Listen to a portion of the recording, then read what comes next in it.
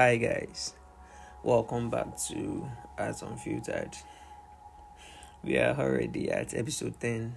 Can you believe that? That's 10 weeks of consistent emotional vulnerability from me and 10 weeks of showing up and listening from you guys.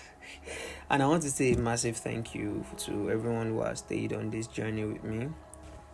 Big ups to you guys. And to everyone just joining us now, welcome.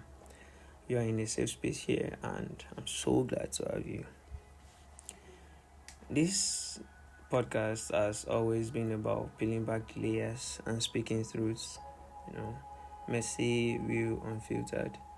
And today's episode is no different. This episode came from a conversation I had with a friend. She said something that really stuck with me. Most people don't really know how to love. She said, you can be a good person but still be a bad lover. And ironically, some people who aren't the best people are actually great lovers. She went on to say that love in itself is an art, one that many people have never been taught how to master. And you know what? I thought she's right. That's a podcast episode right there. Now, before we jump in deeper, I want to get a little personal, as usual. So I've had a number of people tell me that I'm too serious during conversations. Now, for people close to me, they would disagree because, trust me, I am very sarcastic, playful, and I joke around a lot with my close friends. But after hearing that not from one or two persons, I decided to do some deep introspection, and I realized that underneath all that, I indeed tend to be very emotionally serious. Maybe it comes from being the first child, the classic first child seriousness, the pressure of feeling the second parent's void sometimes. But honestly, that's not the whole story. I've also had some unresolved trauma I hadn't really dealt with, and that has shaped how I take things emotionally. Now, this podcast, at Unfiltered, is me walking alongside all of you who are on emotional journeys. And trust me, I'm not just all talks, I'm on my own journey too. So, while I might be ahead in some ways to some people, I still have my relapses, my moments of doubt, my emotional setbacks. However, emotional growth, especially when you're trying to heal past wounds, isn't easy. But it is necessary if you want a healthier future. Now, with that honesty out there, let's talk about love. Because it is complicated, it's beautiful, and yes, it's an art. So, why do some people struggle to love well? Why can someone be bad at loving, even if they mean well? There's a lot to unpack here, but some common reasons.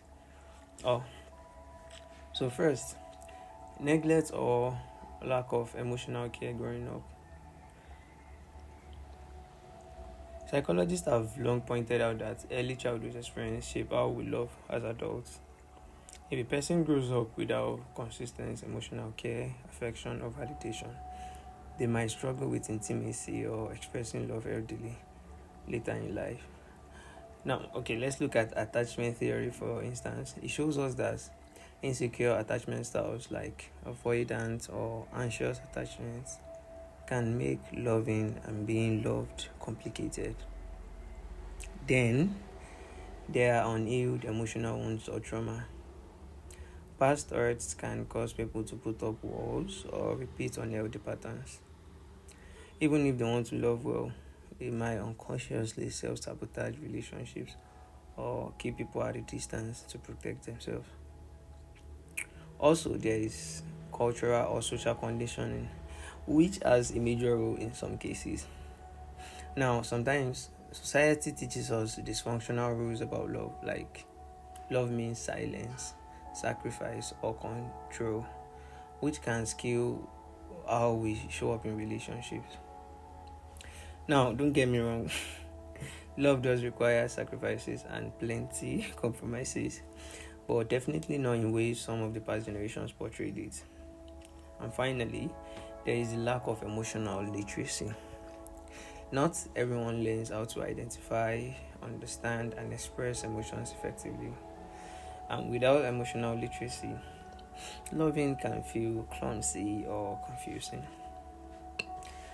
Now, I want to be clear here. I'm not here to give a one size fits all love tips because love isn't generic, it's personal, it's dynamic, and it looks and feels different for everyone.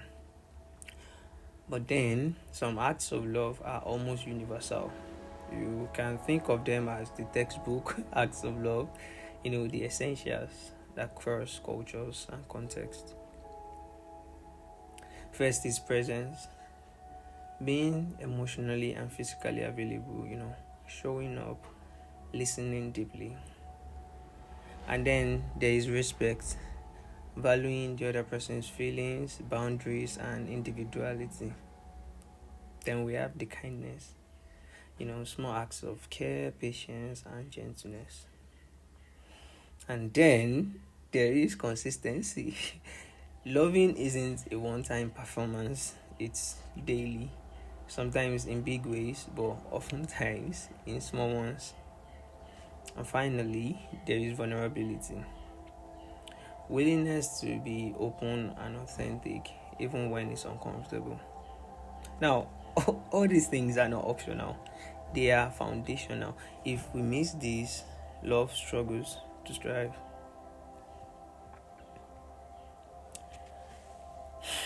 Love is indeed an art, one we learn by practicing, sometimes failing, but always trying. And it deserves more respect than the casual ways it's sometimes treated today. The world needs more intentional, thoughtful love. More people who are willing to show up fully, even when it's hard. So, as always, I want you to reflect. How do you show love? What messages about love did you grow up with?